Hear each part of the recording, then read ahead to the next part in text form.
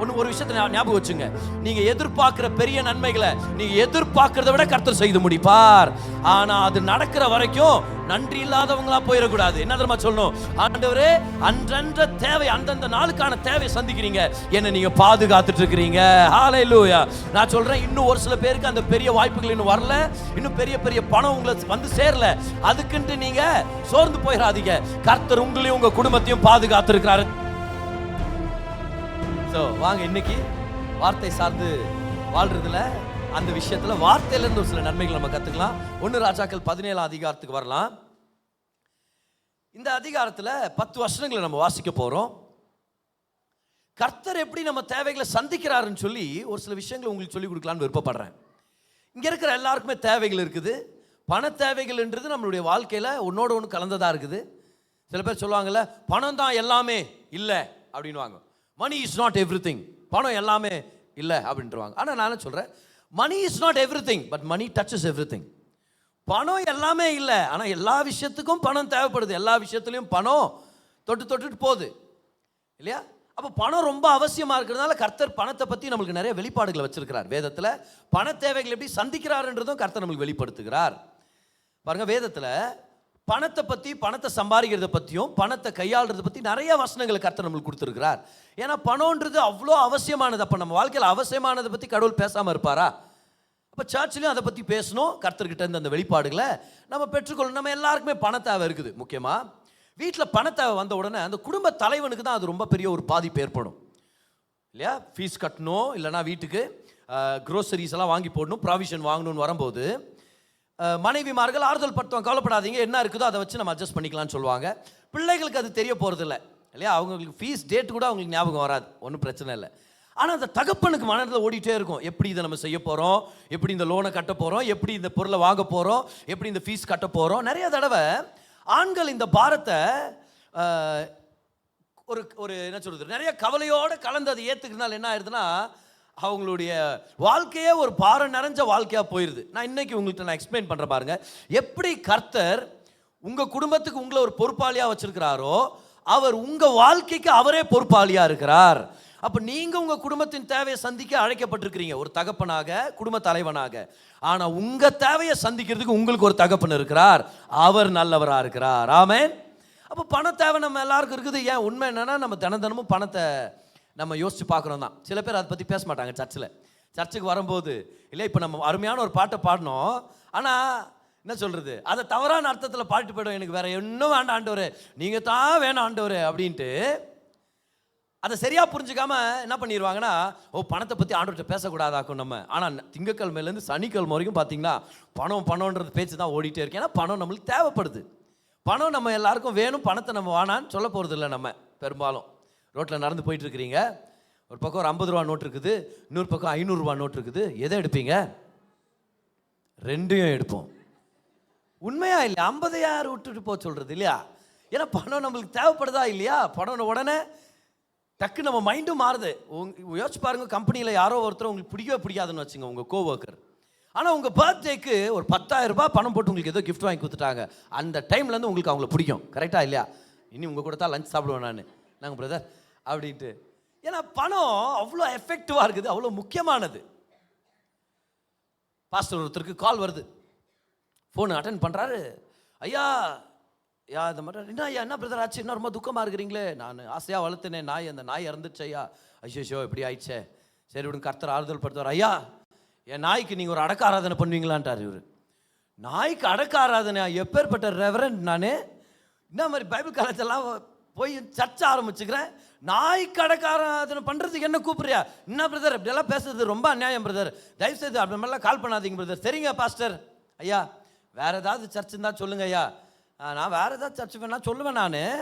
ஏன்னா அந்த சர்ச்சுக்கு ஒரு 50,000 ரூபாய் நம்ம ஜிம்மி பேரில் ஒரு காணிக்கை கொடுக்கலான்னு இருக்கிறேன். இவர் நம்ம ஜிம்மியா? ஜிம்மி நல்லூரார், இவர் போனல நம்ம ஜிம்மி நீங்கள் சொல்லக்கூடாது ஆரம்பத்திலேயே.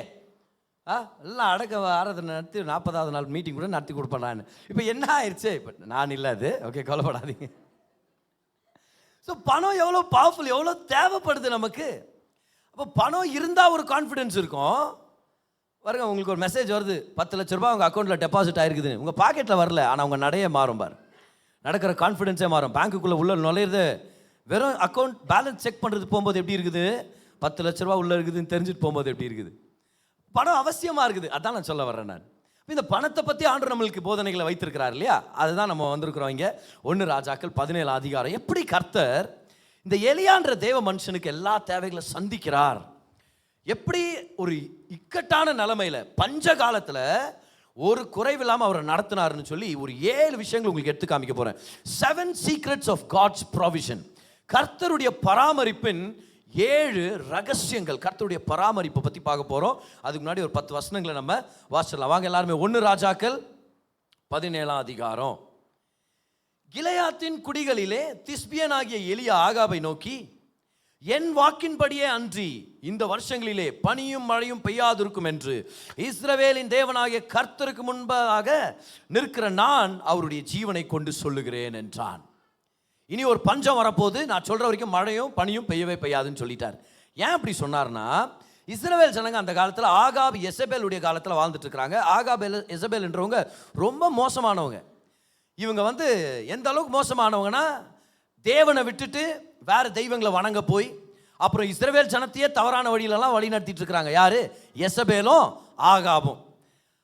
இவங்க வணங்கின அந்த தெய்வத்து பேர் பாகால். என்னது அந்த தெய்வத்து பேர்? என்னது? இவங்க வணங்கின இந்த பாகால் அப்படின்ற இந்த தெய்வம் மழையை கொடுக்குற தெய்வம்னு இவங்க நம்பிட்டு இருந்தாங்க. அப்போ கர்த்தர் சொல்றாரு, நான் தான் உண்மையான கடவுள், என்ன நம்பாம நீ பாகாலை நீ ஆராதிக்கிறனா அவர் மழை கொடுப்பாரு நினைக்கிறல்ல, ஏதோ கொடுக்கட்டும் பார்க்கலாம் அப்படின்றார். நான் அடைக்கிறேன் வானத்தை, எப்படி கொடுக்குறான்னு பார்க்குறேன். அப்போ கடவுள் யுத்தத்துக்கு போறாரு. யாருக்கு விரோதமா? அந்த பாகாலுக்கு விரோதமா யுத்தத்துக்கு போறாரு. பார்த்துடலாம் உண்மையான கடவுள் யார் அப்படின்னு சொல்லி ஆண்டவர் இந்த இடத்துல கொண்டு வர்றாரு. அப்போ இவங்க வணங்கின பாகால் உண்மையான கடவுளாக இருந்தால் கொடுத்துருக்குமா இல்லையா அந்த மழையும் பனியை? ஆனால் 3 வருஷம் மழையும் இல்லை பனியும் இல்லை. அதை தான் எலியா சொல்லிட்டார். அவர் சொல்றாரு பாருங்க, பின்பு கர்த்தருடைய வார்த்தை அவனுக்கு உண்டாயிற்று. முதல் கர்த்தருடைய வார்த்தை வந்துச்சு, அது சொல்லிட்டார். இப்போ இன்னொரு கர்த்தருடைய வார்த்தை எலியா கிட்ட சொல்றாரு, நீ இவ்விடத்தை விட்டு கீழ் திசைக்கு நோக்கி போய் யோர்தானுக்கு நேராயிருக்கிற கெரித் ஆற்றண்டையில் ஒளித்து கொண்டிரு. ஒரு ஆற்றண்டையில் போய் ஒளிஞ்சுக்க. அந்த ஆறு பேர் கெரித். அது ஒரு புரூக், அது பெரிய ரிவர் இல்லை, சின்ன ஒரு ஓடம் அப்படின்ற மாதிரி. அங்கே ஆற்றின் தண்ணீரை குடிப்பாய், அங்கே உன்னை போஷிக்க காகங்களுக்கு கட்டளையிடுவேன் அப்படின்றாரு. அவன் போய் கர்த்தருடைய வார்த்தையின்படியே யோர்தானுக்கு நேராயிருக்கிற கெரித் ஆற்றண்டையிலே தங்கியிருந்தான். காகங்கள் அவனுக்கு விடியற் காலத்தில் அப்பமும் இறைச்சியும் சாயங்காலத்தில் அப்பமும் இறைச்சியும் கொண்டு வந்தது. தாகத்திற்கு அந்த ஆற்றின் தண்ணீரை குடித்தான். ஊருக்கே பஞ்சம், ஆனா இவருக்கு கறியும் ரொட்டியும் சாப்பிட்டுக்கிறார் நல்லா.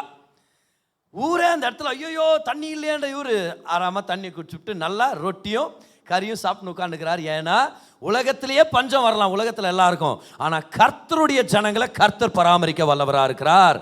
God knows who you are. அவருடைய ஜனங்களை அவர் அவருக்கென்று தெரிந்து கொண்டார். அது நம்ம படிக்கிறோம். தேசத்தில் மழை பெய்யாதபடியினால் சில நாட்களுக்கு பின்பு அந்த ஆறு வற்றி போயிற்று. அப்பொழுது கர்த்தருடைய வார்த்தை அவனுக்கு உண்டாயிற்று. அவர், நீ எழுந்து சீதோனுக்கு அடுத்த சாரிபாத் ஊருக்கு போய் அங்கே தங்கியிரு, உன்னை பராமரிக்கும்படி அங்கே இருக்கிற ஒரு விதவைக்கு கட்டளையிட்டேன் என்றார். அப்படியே அவன் எழுந்து சாரிபாத்துக்கு போனான். பஞ்சகாலம் சரி, இந்த பக்கம் ரைஸ் பாத் காலியான என்ன, உனக்கு சாரி பாத் வச்சுக்கிறேன்ட்டு இன்னொரு பாத்துக்கிட்டு அவர் கொண்டு போகிறார். பெங்களூர் மக்களுக்கு அநேக பாத்துகள் தெரியும், ஓகே, ஆனால் எலியாவுக்கு தெரிஞ்சது சாரி பாத் மட்டும்தான். அங்கே ஒரு விதவை அவங்களுக்கு சாப்பாடு போடுறாரு அப்படின்ட்டு ஆண்டவர் கட்டளையிட்டார். இந்த எலியா தீர்க்கதரிசி வாழ்க்கையில் எப்படி கர்த்தர் தான் தேவைகளை சந்திக்கிறாருன்றதை நீங்கள் பாருங்கள். உங்களுக்கு 7 ரகசியங்களை நான் சொல்லிக் கொடுக்குறேன், நல்லா கவனிங்க. இந்த முழு பேசேஜில் பாருங்கள், எத்தனை தடவை கர்த்தருடைய வார்த்தை உண்டாயிற்று அப்படின்னு வருது பார்க்குறோம் இல்லையா. கர்த்தருடைய வார்த்தை கெரித் ஆற்றண்டையில் போறாரு. அப்புறம் அங்கே தண்ணி வத்தி போன உடனே கர்த்தருடைய வார்த்தை வருது, விதவை கிட்ட போறாரு. கர்த்தருடைய வார்த்தை தான் எசபேலை சந்திக்கிறாரு, ஆகாபை சந்திக்கிறார். அப்போ கர்த்தருடைய வார்த்தையை நாடியே வாழ்ந்தாரு. காக்கா அவரை தேடி வந்துச்சு, அப்போ அவரை தேடி வந்துச்சு, இறைச்சி அவரை தேடி வந்துச்சு. இவர் எங்க எனக்கு கறி கொடுக்குற காக்கா எங்கன்னு இவர் தேடி போல, எங்க அப்போ எங்க என் பிரெட்னு தேடி போல. இவர் ப்ரொவிஷனை தேடல, இவர் கைடன்ஸை தேடினாரு. ஏன்னா கர்த்தர் எங்க லீட் பண்றாரோ அங்க ஃபீட் பண்ணுவாரு, எங்க கைட் பண்ணுவாரோ அங்க ப்ரொவைட் பண்ணுவாரு. தேவனுடைய வழி நடத்துதல் எங்கேயோ தேவனுடைய பராமரிப்பும் அங்கேயே. சோ பண தேவைகள், இந்த மாதிரி இக்கட்டான நிலைமைகள் வரும்போது, பொருளாதார சவால்கள் வரும்போது, பணம் வேணும் ஆண்டவரேன் பணத்தை தேடுறத பதில் அதை விட அதிகமா உங்க வழி நடத்துதல் வேணும் ஆண்டவரே, நீங்க என்ன வழி நடத்துதுன்னு சொன்னீங்கன்னா அது ரொம்ப மேன்மையான ஜெபமா இருக்கும், ரொம்ப ஃப்ரூட்ஃபுல்லான ஜெபமா இருக்கும். ஏதிங்க பார்க்கலாம். முதல் சீக்ரெட் இதுதான். where God leads he provides. தேவன் எங்க வழி நடத்துறாரோ அங்க அவருடைய பராமரிப்பும் அங்கதான் இருக்குது பாருங்க. தேவன் வழி நடத்தும் இடத்தில் தேவனே தேவைகளை சந்திப்பார். ஆமென். அப்போ பண நெருக்கடி நேரத்தில் ஆண்டவர்கிட்ட என்ன ஜெபம் பண்ணணும்? நம்ம என்னை வழி நடத்துங்க ஆண்டவரேன்னு ஜெபம் பண்ணும். என்னை வழி நடத்துங்க, எனக்கு அட்வைஸை கொடுங்க, எனக்கு கவுன்சில் கொடுங்க, எனக்கு ஐடியாஸை கொடுங்க, என்னோட பேசுங்க. ஏன்னா உங்க கைடன்ஸ்ல தான் எனக்கு ப்ராவிஷன் இருக்குது. Where God leads he provides. அப்போ கவலைப்படாதீங்கன்னு சொல்கிறேன் நான். நம்மளுடைய வேலை பணத்துக்காக கவலைப்படுறது இல்லை. தேவன் மனுஷனை கவலைக்காக உண்டாக்கல. ஒரு கிறிஸ்தவனை கவலைக்காக கர்த்தர் ஏற்படுத்தல. கவலைப்படாதீங்கன்னு தான் இயேசு கிறிஸ்து பல தடவை பிரசங்கம் பண்றார். ஏன் தெரியுமா? நமக்கு ஒரு நல்ல தகப்பன் இருக்கிறார். நமக்கு என்ன தேவைன்னு அவருக்கு தெரியும். அவருடைய வழி நடத்துதலை தேடினா அவருடைய ஆசீர்வாதம் நம்மை தேடி வருகிறது. பாருங்க, கிறிஸ்தவத்துல தேவன் நம்மள ஆடுகள்னு தான், ஆடுகளுக்கு ஒப்பிட்டு பேசுறாரு. நம்மள செம்மறி ஆடுன்ற மாதிரி நம்மள பேசுறாரு. ஓகே, இப்போ நம்மளுடைய ஹேர் ஸ்டைலை பார்த்து அப்படி பேசல அவர். ஆனா எதுக்காக அப்படி சொன்னார்? செம்மறி ஆடு நம்மளை பார்த்து ஏன் அப்படி சொல்றாரு அப்படின்றத நம்ம ஸ்டடி பண்ணி, இப்போ நம்ம என்ன பண்ணுறோம்? இந்த ஜீசஸ் கையில் ஒரு ஆட்டுக்குட்டி கையில் இருக்கிறத பார்த்து நம்ம பார்க்குறோம். வாவ், என்ன பியூட்டிஃபுல் பிக்சர் இது, நான் தான் அந்த ஆட்டுக்குட்டி சொல்கிறோமா இல்லையா? நம்ம இல்லையா, நான் தான் அந்த ஆட்டுக்குட்டி, அந்த ஆடு நான் தான், எவ்வளோ அருமையான பிக்சர் பார்த்தீங்களா, நான் அவருடைய மந்தையின் ஆடு, அவருடைய மெய் பண்ணா நம்ம வந்து அதை க்யூட்டாக பார்க்குறோம் நம்ம இல்லையா? ஆனால் அந்த ஆட்டுடைய வாசனை நேரடியாக வந்து மோந்து பார்த்தா தான் தெரியும் நம்மளுக்கு அது எவ்வளோ சுத்தமாக இருக்குதா அழுக்காகுதா அது எல்லாமே. ஆனால் எந்த அர்த்தத்தில் அவர் சொல்கிறாரு, நீங்களாம் என்னுடைய மந்தையின் ஆடுகள், நான் மெய்ப்பனாக இருக்கிறேன்னு எப்படி சொல்கிறாருன்னா, பாருங்க, இந்த செம்மறி ஆடுகள் தானா பொழைச்சிக்க முடியாது. நல்ல புல்லு எங்க இருக்குதுன்னு அதுக்கு தெரியாது. சில டைம் நல்லா இருக்குது செடின்னு சொல்லி போதாருக்குள்ள போய் விழுந்துருமா, அப்புறம் மெய்ப்பனே வந்து காப்பாற்றிட்டு போகணுமா. இந்த செம்மறி ஆடுகள் தான் கதை. எங்கேயாவது தொலைஞ்சு போயிருமா பாரு, திரும்பி வர்றதுக்கு தெரியவே தெரியாது. அதான் தொலைஞ்சு போயிடுச்சு, அதான் திரும்பி வர, அதால் நேவிகேட் பண்ண முடியாது. அது மட்டும் இல்லை, இந்த செம்மறி ஆடுகளுக்கு தன்னைத்தானே தற்காத்துக்கிறதுக்கான கொம்புகள் எல்லாம் பெருசாக முளைச்சிருக்காது. Sheep don't have big horns, தன்னைத்தானே காப்பாற்றிக்கிறது மாதிரி அப்படியெல்லாம். பாருங்க, இந்த ஆடு அது குட்டி போடுற அந்த நேரத்தில் கூட ஒரு மெய்ப்பனுடைய சகாயம் தேவையாம். அப்போ புல்லு சாப்பிட்றதுலேருந்து, தண்ணீர் குடிக்கிறதுலேருந்து, பாதுகாத்துக்கிறதுலேருந்து, வழி நடத்தப்படுறது, அந்த அத்தனைக்கும் யார் மேலே சார்ந்திருக்குது? மெய்ப்பனை சார்ந்திருக்குது. ஒரு ஆட்டுக்கு மெய்ப்பன் இல்லைன்னா அவ்வளோதான் அதோடைய கதை. ஆனால் ஒரு ஆட்டுக்கு நல்ல மெய்ப்பன் இருந்தா நல்லா இருக்க போகுது. ஏன்? நல்ல மெய்ப்பர் வழி நடத்துகிறார். ஆட்டுடைய வேலை என்ன? மெய்ப்பன் வழி நடத்துகிறார், நான் அவரை பின்பற்றி போகணும், அவ்வளோதான். இப்போ கிறிஸ்தவத்தில் கர்த்தர் நம்மளெல்லாம் என்னன்னு கூப்பிடுறாரு? செம்மறி ஆடுன்றார். அப்ப நம்ம வேலை என்னது? அவருடைய கைடன்ஸை பார்த்து ஃபாலோ பண்ணிட்டு போறது தான் நம்மளுடைய வேலை. சத்தமா ஒரு ஆமேன் சொல்லுங்க பார்க்கலாம். ஏன்னா ஆடுன்னு சொல்லிட்ட பிறகு ஆமேன் கூட மாறும். நான் ஆடா இருக்கிறேன் ஆண்டுடைய அவருடைய ஃப்ளாக்ல. இப்போ நான் என்ன பண்ணுமா இருக்குது? அவர் ஏன் மேய்ப்பரா இருக்கிறார். கவலைப்படுறது என்னுடைய பங்கு இல்லை. எந்த ஆடாவது கவலைப்படுறது பார்த்துக்கிறீங்களா? இப்போ அதோட மூஞ்சி அந்த மாதிரி இருக்கும், கவலைப்படுற மாதிரி. நான் கேட்டுக்கிறேன் சும்மா ஒரு இமேஜினேஷனுக்காக. எந்த ஆடாவது உட்காந்து பேசுறத நம்ம ஒரு வேளை வியூகிச்சு கூட பார்க்க முடியுமா? எங்கே போகிறோமே தெரிலமே, நாளைக்கு பிள்ளைங்க கிடைக்க தெரிலமே, அந்த மலை மேலே பாம்பு இருக்குதாமே தெரிலமே, இருந்தால் செத்து சாவுறதான் நம்ம ரெண்டு பேருமே. எந்த ஆடு தான் கவலைப்படுது? நல்ல மெய்ப்பர் இருக்கிறாரு, அவர் கூப்பிட்றாரு, ஒரு பின்னாடி போயினே இருக்கிறேன். நல்ல புல் இருக்குமா? பிரச்சனையே இல்லை, என் மெய்ப்பர் பார்த்துக்கிறாரு. அங்கே நல்ல தண்ணி கிடைக்குமா? கவலையே இல்லை, எனக்கு ஒரு நல்ல மெய்ப்பர் இருக்கிறாரு. ஐயோ அங்கே ஓனாய் இருக்குமா? பிரச்சனை இல்லை, என் மெய்ப்பர் கோலும் தடியோட எனக்கு பாதுகாப்பாக இருக்கிறார். நீ நல்லா இருப்பியா? 100% நல்லா இருப்பேன், ஏன்னா எனக்கு ஒரு நல்ல மெய்ப்பன் இருக்கிறார். ஹல்லேலூயா, கம் ஆன். நல்ல மெய்ப்பர் இருந்தாருன்னா கை தட்டுங்க, நல்ல கை தட்டி சொல்லுங்க பார்க்கலாம். நான் எனக்கு ஒரு நல்ல மெய்ப்பர் இருக்கிறார், அவர் என்னை பராமரிக்கிற மெய்ப்பனா இருக்கிறார். கர்த்தர் உங்க தேவை சந்திக்கணும்னு ரொம்ப ஆர்வமா இருக்கிறாரு. ஆனா கர்த்தருடைய தேவை எங்க சந்திக்கப்படுது? வழி நடத்துதல் எங்கேயோ அங்கதான் தேவைகள் சந்திக்கப்படுது. எழுதிக்கிட்டீங்களா அந்த முதல் சத்தியத்தை எல்லாருமே? where God leads he provides. அநேகருக்கு பாருங்க, பண கஷ்டம் அவங்களுக்கு பிரச்சனையை கொண்டு வரல, அந்த கவலை தான் பிரச்சனையை கொண்டு வந்துருச்சு. சில பேர் பாருங்க, கவலைப்பட்டு ஓவரா கவலைப்பட்டு கவலையில் அழுவோம், கவலையில் அழுது ஜெபம் பண்ணுவோம், அற்புதமே நடக்காது. உண்மையா இல்லையா? அனுபவிச்சிருக்கிறோமா இல்லையா? இப்போ சில சூழ்நிலைகளை பாருங்க, கவலைப்பட்டு என்ன யூஸ்ன்ட்டு அப்படியே விட்டுருவோம் பாருங்க, பார்த்தா அற்புத விதமாக தேவை சந்திக்கப்படும். அதில் ஏதோ ஒரு பிரின்சிபல் இருக்குதா இல்லையா? அப்போ நான் கவலைப்பட்டு யூஸே இல்லை, ஆனால் கவலையே நம்மளை நாசப்படுத்திட்டு இருக்குதுன்னு சொல்கிறேன் நான். இப்படி கூட சொல்றேனே, உங்க வாழ்க்கையில் இருக்கிற பண நெருக்கடி உங்களுக்கு பிரச்சனையை பண்ணல, அதை பத்தி நீங்க கவலைப்படுறீங்க பாருங்க, அதுதான் பெரிய பிரச்சனையா போயிடுச்சு. ஒரு தடவை ரோட்டில் நடந்து போயிட்டு இருக்கிறேன் நான், பல வருஷங்களுக்கு முன்னாடி. என் கண்ணில் ஒரு பூச்சி விழுந்துருச்சு. விழுந்த உடனே கண் எரியுது. எரிச்சலில் நான் என்ன பண்ணிட்டேன், வேகமாக ரியாக்ட் பண்ணிட்டேன். அப்படியே நல்லா கசக்கிட்டேன், அப்படி அப்படியே ரப் பண்ணி விட்டேன். அப்படி பண்ணக்கூடாதான், நான் அப்படியே ரப் பண்ணிட்டேன் பாருங்க. அப்புறம் போய் கண்ணை வாஷ் பண்ணுறேன், ஏதோ ஒன்று உறுத்திட்டே இருக்குது, ஒன்று குத்துது. சார் நான் எனக்கு பூச்சி உள்ளே இருக்குது, அதை எப்படியாவது வெளியே எடுத்துடணும்னு சொல்லி நானும் ட்ரை பண்ணுறேன். இப்படியெல்லாம் எடுத்துலாம் பார்க்குறோம், தெரிய மாட்டேங்குது. சரி ஹாஸ்பிட்டலுக்கு போயிடலான்ட்டு சென்ட் ஜான்ஸ் ஹாஸ்பிட்டலுக்கு நான் போயிட்டேன். அங்கே போன உடனே அங்கே அந்த டிபார்ட்மெண்ட் இருக்குது இல்லையா, கண்ணெல்லாம் செக் பண்ணுறாங்களா, அந்த டிபார்ட்மெண்ட்டுக்கு போயிட்டு அங்கே போனோன்னா அவங்க செக் பண்ணுறாங்க பாருங்க. செக் பண்ணிவிட்டு இப்படிலாம் ஓப்பன் பண்ணியெல்லாம் பார்க்குறாங்க. தெர் இஸ் நத்திங் சார்ன்றாங்க. தேர்ஸ் நோ ஆப்ஜெக்ட், நோ இன்செக்ட்ன்றாங்க. ஒன்றுமே இல்லை. நான் சொல்கிறேன், இல்லை மேடம் இருக்குது பாருங்க, எனக்கு இன்னும் உறுத்துது பாருங்க, இங்கே தான் இருக்குது, இங்கே தான். அவங்க ஓப்பன் பண்ணுறாங்க, இல்லைன்றாங்க. இல்லைன்ட்டு ட்ராப்ஸ் எல்லாம் போட்டு அப்புறம் கொஞ்சம் ட்ராப்ஸ் எல்லாம் கொடுத்துறாங்க. சொல்கிறாங்க அந்த பூச்சி இல்லை, ஆனால் அது வந்து விழுந்தபோது நீங்கள் தேய்ச்சிங்க பாருங்க, அதுலேயே காயமாயிட்டுக்குது உள்ள, அதனால தான் உங்களுக்கு உறுத்துற மாதிரியே இருக்குது அப்படின்னு சொல்லி அனுப்பிட்டாங்க. அப்புறம் சரியாயிடுச்சு, நல்ல வேலை. அதை நான் யோசிச்சு பார்க்குறேன் என்னுடைய வாழ்க்கையில். பிரச்சனை கூட பிரச்சனை இல்லை, அதை பற்றி கவலைப்பட்டு அதை பெருசு பண்ணி விட்டுருது. நம்ம பண தேவைன்னு வரும்போது கவலைப்பட்டு யூஸ் இல்லை. எஸ், நான் கவலைப்பட்டு எனக்கு 1 கோடி ரூபாய் வந்துச்சு பிரதர் அப்படின்றவங்க கை உயர்த்துங்க பார்க்கலாம். நல்ல வேலை யாரும் தெரியாமல் கை தூக்கல, நல்லா கவனிச்சுருந்தாக்குறீங்க மெசேஜை. கவலைப்பட்டு என்ன யூஸ்? நமக்கு ஒரு நல்ல தகப்பன் இருக்கிறார், நல்ல மேய்ப்பர் இருக்கிறார். அவர் எங்க வழி நடத்துறாரோ வழி நடத்துதல பிடிச்சிக்கிட்டா பணம் நம்மை தேடி வருகிறது. ஆமென். Where God leads, He provides. ஆமென். அது மட்டும் இல்லை, அடுத்தது பாருங்க என்ன நடக்குதுன்னு சொல்லி இந்த 17ஆம் அதிகாரம் அதோடைய 3ஆம் வசனத்தை படிக்கிறோம். நீ இவ்விடத்தை விட்டு கீழ் திசைக்கு நோக்கி போய் யோர்தானுக்கு நேராக இருக்கிற கெரித் ஆற்றண்டையில் ஒளித்து கொண்டிரு அப்படின்றாரு. ஏன் ஒளிஞ்சுக்க சொல்றாருன்னா, இவர் பஞ்சம் வரும்னு சொல்லிவிட்டாரு, ஆனால் இமீடியட்டாக பஞ்சம் வராது. பஞ்சம் ஆரம்பிச்சிடும், ஆனால் இமீடியட்டாக தெரிய வராது. ஏன்னா இருக்கிற அரிசி பருப்பு எல்லாம் காலி ஆனால் தான் தெரிய வரும், மழை வராத போது தான் தெரிய வரும். இவர் சொல்லிட்டாரு, கொஞ்சம் மாதங்கள்லயே தண்ணி வத்தி போயிடும், அப்புறம் சாப்பிட்ற பொருட்கள்லாம் தீந்துரும் இல்லையா. அப்போ தேடுவாங்க எலியாவை, எங்க அந்த மனுஷன் அவனை கொன்றுனோட்டி. ஏன்னா இவங்க 2 பேரும் ரொம்ப மோசமானவங்க, எசபேலும் ஆகாபும் ரொம்ப மோசமானவங்க. இவங்க தேடுவாங்க. அப்பவே ஆண்டவர் சொல்லிட்டார், நீ போய் ஒளிஞ்சுக்க அப்படின்றார். பாருங்க, இந்த விஷயத்தை ஞாபகம் வச்சுங்க. கர்த்தர் நம்மை வழி நடத்துறதும் நம்மளை பாதுகாக்கிறதும் ஒன்றோட ஒன்று இணைந்ததா இருக்கிறது. எழுதிங்க பார்க்கலாம் இந்த விஷயத்தை, எல்லாருமே எழுதிங்க இந்த விஷயத்தை. Where God guides us, He also hides us. தேவன் வழிகாட்டும் இடத்தில் அவர் நம்மை மறைத்து வைத்திருக்கிறார், மறைத்து வைக்கிறார். Where He guides us, He also hides us.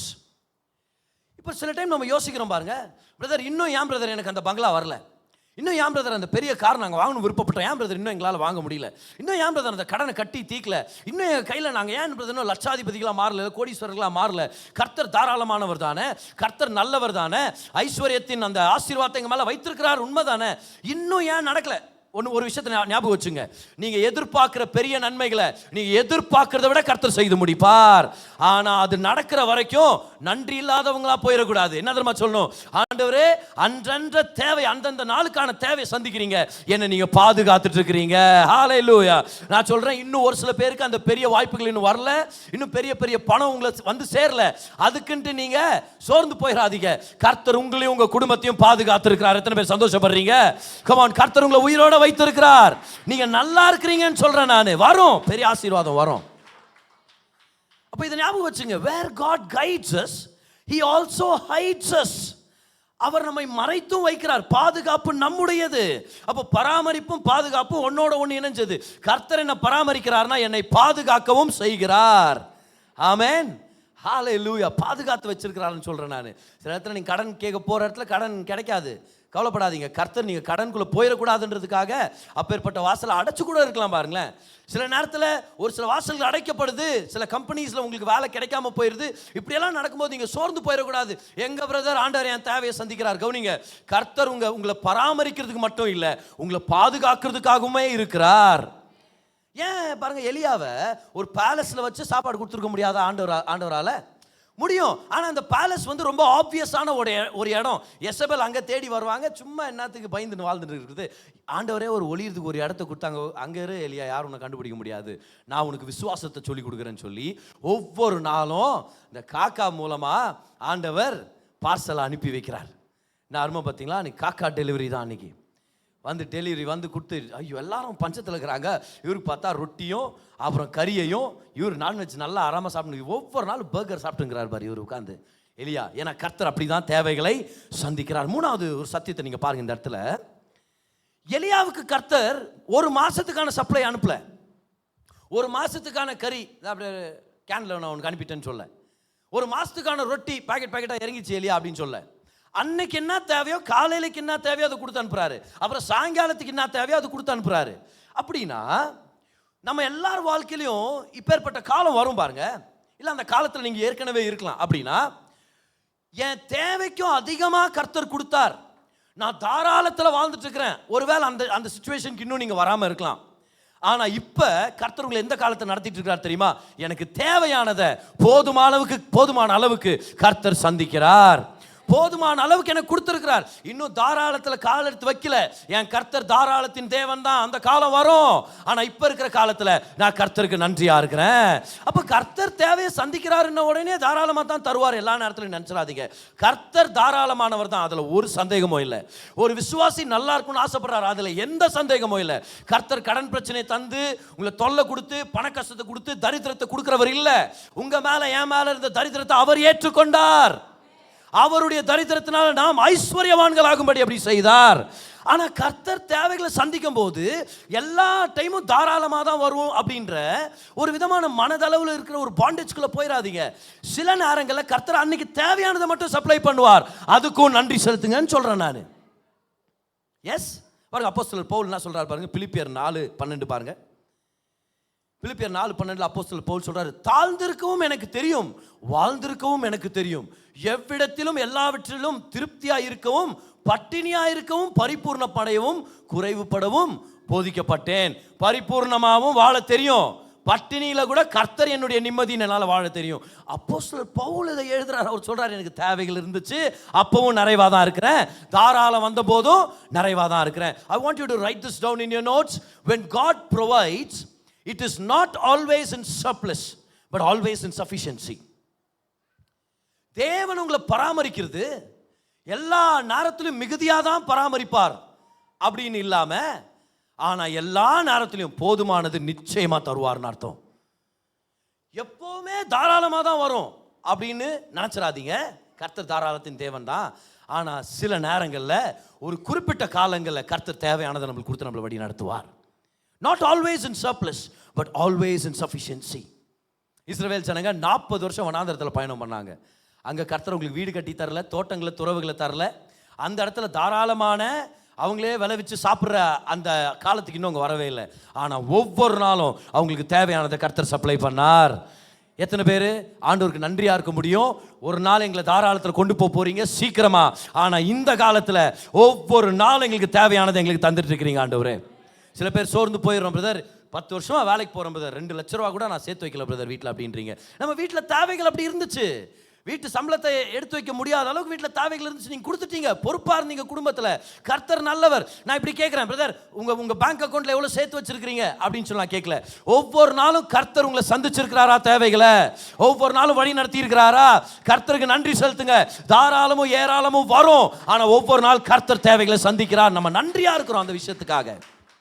ஆமென். இப்போ ஆண்டவர் அப்படி சந்திக்கிறார். அந்த காலத்திலையும் நம்ம வாழ கற்றுக்கணும். ஸோ when God provides, தேவன் பராமரிக்கும் போது மிகுதியாக இல்லாவிட்டாலும் எப்போதும் போதுமானதாக இருக்கும். கர்த்தர் அப்படி சந்திக்கிறார் தேவைகளை. ஜான் ஜி லேக் அப்படின்ற தேவ மனுஷனை பற்றி ஒரு சில பேர் இங்கே கேள்விப்பட்டிருப்பீங்க. ஜான் ஜி லேக்ன்றவர் கிட்டத்தட்ட ஒரு 100 வருஷத்துக்கு முன்னாடி வாழ்ந்தவர் பாருங்க. ஆனால் பயங்கரமாக கர்த்தருக்காக அற்புத அதிசயங்களை அவர் செய்தவர். அநேகர் ஆண்டவருடைய ராஜ்யத்தை கொண்டு வந்தவர். முக்கியமாக அப்போஸ்டல் ஆஃப் ஹீலிங் அப்படின்னு சொல்வார். அந்த அளவுக்கு அவர் ஆண்டவருக்கு அற்புதங்களை செஞ்சவர். அவர் சவுத் ஆப்பிரிக்காவில் போய் ஊழியம் செய்யணும்னு சொல்லி ஆண்டவருடைய திட்டம். அதனால இவருடைய குடும்பம் பாருங்க, 7 பிள்ளைகள் இவருக்கு. இவருடைய மனைவி 7 பிள்ளைகள், 9 பேர் இவருடைய ஃபேமிலியில். அவரை இன்னொரு 3 பேரை கூட்டிட்டு சவுத் ஆப்பிரிக்காவுக்கு போகலாம். இவங்க இருக்கிறது அமெரிக்காவில் இந்தியானான்ற இடத்துல இருந்து இவங்க முதல் லண்டனுக்கு போகணும். அங்கே போய் அங்கேருந்து இன்னொரு கப்பல் ஏறி இவங்க சவுத் ஆப்பிரிக்காவுக்கு போகணும். இவர் ஒரு பெரிய பிஸ்னஸ் மேன். கர்த்தர் இவரை உணர்த்துறதுனால என்ன பண்ணிட்டாரு, இவருடைய பிஸ்னஸ் எல்லாத்தையும் விற்று அந்த பணத்தை சபைகளுக்கும் ஏழை எளியோர்களுக்கும் அப்புறம் அனாதை இல்லங்கள் இதுக்கு எல்லாத்தையும் கொடுத்து சப்போர்ட் பண்ணிட்டார். எல்லாத்தையும் விதைச்சிட்டு சொல்றாரு, கர்த்தரை நம்புகிறோம், கர்த்தர் தேவைகளை சந்திப்பார் அப்படின்ட்டு இவர் கிளம்புறாரு பாருங்க. இவர் கிளம்புறாரு. இப்போ அவர் வாழ்க்கையில் நடந்த ஒரு சில விஷயங்களை நான் உங்களுக்கு கொஞ்சம் வேகமாக சொல்கிறேன் பாருங்க. இவர் முதல்ல லிவர்பூல்ன்ற இடத்துக்கு இவர் போகணும். ஏன்னா அங்கேருந்து லண்டனுக்கு போய் கப்பல் ஏறி இவர் போகணுமா இருக்குது. இவர் கிளம்புறாரு பாருங்க. ட்ரெயின் டிக்கெட்டு அத்தனை பேருக்கு எடுத்துட்டாங்க, ஆனால் ஒருத்தருக்கு ட்ரெயின் டிக்கெட்டு எடுக்க முடியல. சரி, இவங்க ட்ராவல் பண்ணிட்டு இருக்கிறாங்க, ரயில்வே ஸ்டேஷனில் போய் டிக்கெட் எடுக்கணும். $10 தேவைப்பட்டுச்சான் பாருங்க அந்த இடத்துல. சரி, இவங்க போகிறாங்க, ஜெபம் பண்ணாங்களாம் போகிற வழியிலேயே. இந்த மாதிரி வின்னின்ற ஒருத்தருக்கான ரயில்வே டிக்கெட் மட்டும் வாங்குறது நம்மள்ட்ட பணம் இல்லை, வா நம்ம ஜெபம் பண்ணலாம். கணவன் மனைவி ஜெபம் பண்ணாங்களாம். அவர் சொல்கிறார் பாருங்க, we always followed this practice concerning our needs. We never told anyone what our needs were, but we always told the Lord. அடுத்தவங்களுக்கெல்லாம் எங்கள் தேவைகளை சொல்கிறது எங்கள் வழக்கமாக இல்லாமல் கர்த்தரிடத்தில் நம்ம தெரியப்படுத்திக்குவோம். டிட்ராய்ட்ன்ற இடத்துக்கு வந்த உடனே அவருடைய சகோதரன் சகோதரி எல்லாம் வந்திருக்கிறாங்க அவரை மீட் பண்ணுறதுக்கு. அதில் அவங்க தம்பி வந்தார், அவர் பேர் வந்து ஜிம். ட்ரெயினில் இருந்து இறங்கின உடனே இந்த ஜிம்ன்ற தம்பி அவரை செப்பரேட்டாக கூட்டு போனா, அண்ணா வாங்க, அப்புறம் கோச் காதண்ணா இது கடவுளை உன்ட்டு கொடுக்க சொன்னாருன்ட்டு தான் பாக்கெட்லேருந்து கரெக்டாக $10 எடுத்து கையில் கொடுத்தாராம் பாருங்க. இந்த $10 தான் அவருக்கு தேவைப்பட்டிருந்துச்சு அந்த ஒரு நபருக்கு ட்ரெயின் டிக்கெட் வாங்குறதுக்காக. எடுத்து சந்தோஷப்பட்டு சரி டிக்கெட்டை வாங்கிட்டார். டிக்கெட்டை வாங்கிட்டு அந்த இடத்துக்கு போய் சேர்ந்துட்டாங்க. லிவர்பூல்ன்ற இடத்துக்கு போயிட்டாங்க இங்கிலாண்டில். அங்கே வந்து வெயிட் பண்ணிட்டு இருக்கிறாங்க. ஏன்னா இப்போ கப்பல் ஏறி தான் சவுத் ஆஃப்ரிக்காவுக்கு போகணும். அங்கே போன உடனே இவங்க மனைவி சொன்னாங்களா, ஏங்க துணியெல்லாம் துவைச்சு நம்ம ரெடியாக பேக் பண்ணோம், அதனால அதுக்கு பணம் தேவைப்படுது, லாண்ட்ரிக்காக நம்ம பணம் தேவைப்படுது. இவர் சொன்னாரா, நம்மக்கிட்ட இல்லை, நீ கொடு, கர்த்தர் எப்படியாவது நமக்கு தருவாருன்னு சொல்லி கொடுத்துட்டாங்க லாண்ட்ரிக்கு துணியெல்லாம் ரெடி பண்ணுறதுக்கு. கடைசி இரவு அங்கேருந்து அவங்க கிளம்ப வேண்டிய இரவு பாருங்க. ஒய்ஃப் சொன்னாங்களா, துணியெல்லாம் எடுத்துகிட்டு வரணும், ஞாபகம் இருக்குதா உங்களுக்கு? ஆமாம், பணம் வேற இன்னும் வரலையே. சரி, எதுக்கும் எவ்வளோன்னு கேட்டுட்டு வரலான்னு போய் கேட்டால் $1.65. இது வந்து 100 வருஷத்துக்கு முன்னாடி. அப்போ இது ஒரு நியாயமான ஒரு விலை தான், கொஞ்சம் அதிகமான விலை தான். $1.65 உடனே சரி இந்த பணம் நம்மள்ட்ட இல்லை, இருங்க நான் திரும்பி போய் என் ஹோட்டலுக்கு போயிட்டு வரேன்னு இவர் திரும்புறாரு பாருங்க. இவர் போகிற வழியில் ஒரு நபர் இவரை சந்திச்சாராம். ஐயா உங்கள்கிட்ட பேசலாமா அப்படின்னு. அவரை கூப்பிட்டு சொன்னாரா, எதுவும் தப்பாக நினச்சிக்காதீங்க, பாடன் மீ, உங்களுக்கு இதை கொடுக்கணும்னு சொல்லி எனக்கு தோணுதுன்ட்டு கொஞ்சம் காயின்ஸ் எடுத்து அவர்கிட்ட கொடுத்தாராம் பாருங்க. இவர் ஹோட்டலுக்கு போய் அதை கவுண்ட் பண்ணி பார்க்குறாராம் பாருங்க. லாண்ட்ரி மேனுக்கு எடுத்துகிட்டு போனாராம். எடுத்துகிட்டு போய் கவுண்ட் பண்ணி பார்த்தா எக்ஸாக்டாக அவருக்கு தேவைப்படுற $1.65. பாருங்க எப்படி கர்த்தர் தேவை சந்திக்கிறார் பாருங்க. $1.65 அதை கொடுத்துட்டு அவர் சொல்றாரு, we rejoiced in the little evidence of God's presence. கர்த்தருடைய பிரசன்ஸ் உடைய இந்த சின்ன சின்ன அடையாளத்துக்கும் நன்றி செலுத்திட்டே நாங்கள் முன்னாடி போகிறோம். இப்போ கப்பல் வந்துருச்சு, கப்பல் ஏறிட்டாங்க. லண்டன்லேருந்து சவுத் ஆஃப்ரிக்காவுக்கு போகிறாங்க. சரியா, சவுத் ஆஃப்ரிக்காவில் ஜோஹானஸ்பர்க்ன்ற இடத்துல தான் இவங்க ஊழியம். கப்பல் இறங்க போகிறது கேப் டவுன்ன்ற ஒரு இடத்துல, நல்லா கவனிங்க. ஸோ கப்பலில் போயிட்டாங்க பாருங்க. அதில் ஏறி ட்ராவல் பண்ணிட்டு இருக்கிறாங்க. ஆனால் கப்பல் பல நாட்கள் ஆகும் போகிறதுக்கு. இவருக்கு இவர் மனைவிக்கும் ஒரு விஷயம் என்னன்னா, அங்கே போய் இறங்கின உடனே இமிக்ரேஷன் ஆஃபீஸில் $125 நம்ம பே பண்ணோம். நம்மக்கிட்ட பணம் இல்லை. $125 பெரிய அமௌண்ட், இப்போவும் பெருசு, அப்போது அதோட ரொம்பவே பெரிய அமௌண்ட். அது $125 வேணும் நமக்கு, எப்படி இதை நம்ம செய்ய போகிறோம் அப்படின்னு. ஆனால் ஜெபம் பண்ணிட்டு இருக்கிறாங்க, தினமும் ஜெபம் பண்ணிட்டு இருக்கிறாங்க. கப்பல் வந்து கேப் டவுனில் ஹார்பரில் நிற்குது. இவங்க இறங்கி போய் இமிக்ரேஷன் ஆஃபீஸர் கிட்ட பேசணும், பணத்தை கட்டணும், பணம் இல்லை. அங்கே கியூவில் ஜனங்க நின்றுட்டு இருக்கிறாங்க. அவர் சொல்கிறாரு, ஐ ஸ்டுட் இன் லைன், நான் போய் நின்றுட்டேன், எப்படியாவது நம்ம நிலைமையை எடுத்து சொல்லலாம் அவர்கிட்ட அப்படின்னு நின்றுட்டாராம் பாருங்க. அங்கே நின்றுட்டு இருக்கிற நேரத்தில் கியூவில் நின்றுட்டு இருக்கிறாரு. அவர் கூட பயணம் பண்ண ஒரு பேசஞ்சர் அவர் வந்தாராம். இங்கே வாங்க ஒரு நிமிஷம்னு சொல்லி அவர் ஷோல்டரை தட்டி கூப்பிட்டாங்களாம். சரி, ஒரு லைன்லேருந்து வெளியே வந்து கொஞ்சம் தூரம் போன உடனே அவர் ஒரு சில கேள்விகள்லாம் கேட்டாராம் இவர்கிட்ட. கேட்டுட்ட பிறகு இவர் சொன்னாராம், அப்போது அவருடைய பாக்கெட்டில் இருந்து ட்ராவலர்ஸ் செக் புக், அப்போல்லாம் செக்ஸ் ரிசீவ் பண்ணுவாங்க நிறையா இடத்துல, இப்போ யாரும் நிறைய பேர் ரிசீவ் பண்ணுறது இல்லை. ஆனால் அப்போல்லாம் செக் வந்து ஒரு முக்கியமான டிரான்சாக்ஷனல் ஒரு விஷயந்தான். செக் எடுத்து $200 எழுதினாராம் பாருங்க. செக் அவருக்கு $200 செக் எழுதினாராம். அவர் சொன்னாராம், I feel led to give this to help your work. நீங்கள் செய்கிற ஊழியத்துக்காக விதைக்கணும்னு சொல்லி நான் உணர்த்தப்பட்டேன்னு சொல்லி இவருக்கு தேவை இருந்தது $125, ஆனால் கைக்கு வந்தது $200. அந்த தேவை சந்திக்கப்பட்டு சந்தோஷப்பட்டார். கர்த்தர் தேவைகளை சந்திச்சுட்டு இருக்கிறாருன்னு சொல்லி சரி வா நம்ம இவங்கெல்லாம் இறங்கி நிற்கிறாங்க பாருங்க. இப்போ வீடு எங்க, 7 பிள்ளைகள், இத்தனை பேருக்கும் வீடு வேணுமே, எப்படி நம்ம தெரியாத ஒரு இடத்துக்கு வந்துட்டோம், எங்கள் நண்பர்கள் யாருமே இல்லையே. அந்த கப்பலில் வரும்போது ஜெபம் பண்ணாங்க, ஆண்டவரே எங்களுக்காக ஒரு வீடை நீங்கள் ஆயத்தப்படுத்தி வச்சிருக்கிறீங்க, அற்புத விதமாக எங்கள் தேவைகளை சந்திப்பீங்க. இவங்க ஹார்பரில் நின்றுட்டு இருக்கிற நேரத்தில் ஒரு லேடி வந்தாங்களாம் பாருங்க, லிட்டில் உமன் அப்படின்றார். ஒரு சின்ன ஸ்டேச்சருடைய ஒரு லேடி. அவங்க வந்து ஒரு ஒருத்தராக பார்த்துருக்கலாம். அண்ட் கிளியராக தெரியுது அவங்க ஒரு அமெரிக்கன் சொல்லி. இப்போ ஜான் ஜி லேக்கும் அமெரிக்கன், ரைட்? ஸோ சவுத் ஆஃப்ரிக்காவில் இறங்கி இருக்கிறாங்க கேப் டவுனில். இந்த அம்மா தேடிட்டு இருக்குதான், யாரையோ தேடிட்டு இருக்குது. நேரா இவர்கிட்ட வந்து கேட்குதான், பாருங்க, நீங்க தான் அமெரிக்காலேருந்து வந்த மிஷினரியா? உங்கள் குடும்பத்தில் எத்தனை பேர்? இவர் சொன்னாரா, நாங்கள் 7 பசங்க, கணவன் மனைவி, நாங்கள் 9 பேர். அப்போ சொன்னாங்களாம், உங்களை பற்றி தான் நேற்று நைட்டு ஜெபம் பண்ணும்போது ஆண்டவர் என்கிட்ட பேசினார். என்னுடைய பெரிய காட்டேஜை உங்கள் குடும்பத்துக்காக ஆயத்தப்படுத்தணும்னு சொல்லியிருக்கிறாரு. வாங்க போகலாம், ஃபுல்லி ஃபர்னிஷ்ட், நல்ல காட்டேஜ் உங்களுக்காக நான் ஆயத்தப்படுத்தி வச்சிருக்கிறேன். அங்கேருந்து கிளம்பி ஜோஹானஸ்பர்க் போனாங்க. அவர் சொல்கிறாரு, அன்னைக்கு சாயங்காலம் 3 மணிக்கு ஒரு சூப்பரான காட்டேஜில் நாங்கள் எல்லாரும் தங்கி இருக்கிறோம். எங்கள் தேவன் எங்களை கைவிடவே இல்லை. ஹல்லேலூயா. இப்போ எவ்வளோ அருமையாக இருந்துச்சு பார்த்தீங்களா அந்த வழி நடத்துதல். இப்போ இப்படி தான் கர்த்தர் நம்மளை வழி நடத்துகிறார். ஒரே நேரத்தில் 1 கோடி ரூபாய் கையில் கொடுத்து வாழ்க்கையை நடத்து அப்படின்னு நிறைய தடவை வராது. அந்தந்த படிக்கு ஏற்ற ஆகாரத்தை கர்த்தர் கொண்டு வருவார். அந்தந்த ஸ்டெப்புக்கு தேவையான கிருபையை கர்த்தர் தருவார். அந்தந்த நாளுக்கு தேவையான கிருபையை ரிலீஸ் பண்றவர் அந்தந்த தேவைக்கான பணத்தையும் உங்க வாழ்க்கையில கொண்டு வருவார். எத்தனை பேர் நம்புறீங்க? ஹல்லேலூயா. அப்ப கர்த்தர் எல்லா நேரத்திலையும் தாராளத்தை கொண்டு வருவார்னு இல்லை, பல தடவை தாராளத்தில் உங்களை சர்ப்ரைஸ் பண்ணுவார். ஒரு பெரிய போனஸ் வரும், ஒரு பெரிய இன்வெஸ்ட்மெண்ட் ரிட்டர்ன் வரும், ஒரு பெரிய கிஃப்ட் உங்களுக்கு வரும். அதெல்லாம் நடக்கும், 100% நடக்கும் பாருங்க. ஆனால் கர்த்தர் உங்களை படிப்படியாக வழி நடத்தி உங்கள் தேவைகளை ஏற்ற அந்த தேவைக்கேற்ற வகையும் கர்த்தர் உங்களுடைய தேவைகளை சந்திச்சு உங்களை வழி நடத்த வல்லவராக இருக்கிறார். ஹல்லேலூயா. ஆமென். அப்போ அந்த 3வது சத்தியத்தை நம்ம பார்க்குறோம். when God provides, கர்த்தர் பராமரிக்கும் போது எப்போ பார்த்தாலும் தாராளமாக தான் வரும் அப்படின்னு இல்லாமல் தாராளமாக வர்ற சூழ்நிலைகளும் இருக்குது. ஆனால் எப்பவுமே போதுமான அளவுக்கு அவர் தேவைகளை சந்திப்பார். அதனால் உங்களை பார்த்து சொல்கிறேன், இன்னும் அந்த பங்களா நீங்கள் வாங்கலை, ஒரு நாள் நீங்கள் வாங்குவீங்க. ஆனால் இவ்வளோ நாள் கர்த்தர் உங்களை வழி நடத்திட்டு வந்திருக்கிறார். இன்னும் உங்கள் அக்கௌண்ட்டில் 1 கோடி ரூபாய் சேரல, வரும், பல கோடிகள் வர்றதுக்கான வாய்ப்பு இருக்குது ஆண்டோடைய வழிகளை நீங்கள் பின்பற்றும் போது. ஆனால் ஒவ்வொரு மாதமும் குறைவின்றி கர்த்தர் உங்களை நடத்தி இருக்கிறார். அதுக்காக நம்ம கர்த்தருக்கு எப்போவுமே நன்றி செலுத்த கடமைப்பட்டிருக்கிறோம். ஆமென். இப்போ அடுத்தது பாருங்க, எலியாவுடைய லைஃப் பார்க்கும்போது கர்த்தருடைய வழி நடத்துதலை பின்பற்றி போனார். கர்த்தர் மறைத்து வைத்தார். கர்த்தர் அன்றாட உணவை கொடுத்து கர்த்தர் வழி நடத்திட்டே வர்றாரு. ஆனால் எப்படி இந்த தேவைகளை சந்திக்கிறாருன்னு பாருங்க, எவ்வளோ ஆச்சரியமா இருக்குது பாருங்க. ஒரு கெருத்துன்ற ஆற்றண்டையில் போன்றாரு, அங்கே போய் தண்ணி குடிச்சுக்கன்றாரு. அது இயற்கையான ஒரு சோர்ஸ் தான், நேச்சுரல். சொல்லுங்க எல்லாரும் இந்த வார்த்தையை, நேச்சுரல். இயற்கையாக கர்த்தர் உண்டாக்குனார் அதை. ஆனால் அடுத்து சொல்றாரு, ஆனால் உனக்கு சாப்பாடு யார் கொண்டு வர போகிறது? காக்கா தான் உனக்கு சாப்பாடு கொண்டு வர போகுது அப்படின்றாரு. அப்போ காகங்கள் மூலமாக ரொட்டியை இறைச்சியை கொடுத்தாருன்னா அது சூப்பர் நேச்சுரல். ஏன்னா நமக்கு 100% தெரியும், காக்கா கொடுக்குற பறவை இல்லை, புடுங்குற பறவை. சில பேருடைய கையிலேருந்து தோசை பிடுங்கிட்டு போயிருக்குது. உங்களுக்கு ஒரு வேளை அனுபவம் இல்லாமல் இருக்கலாம். ஆனால் நாங்கள் 3 வயசு 3.5 வயசு 4 வயசுலாம் இருக்கிற டைமில் தமிழ்நாட்டில் வாழ்ந்து போய் எங்கள் ஞாபகம் இருக்குது, வெளியே உட்காந்து தோசை சாப்பிட்ணுறப்போ காக்கா வந்து அப்படியே கவிட்டு போயிடும் பாருங்க.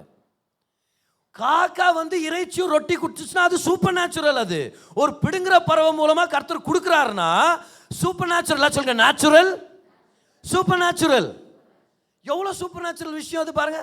காக்கா போய் யாருக்காவது கொடுத்துருக்கிறது பார்த்துருக்குறோமா? நம்ம பிடுங்கிட்டு போகிறது தான் பார்த்துருக்குறோம். நம்மளுக்கெல்லாம் இந்த பழைய சண்டே ஸ்கூல் கதை நம்மளுக்கு தெரியுமா இல்லையா?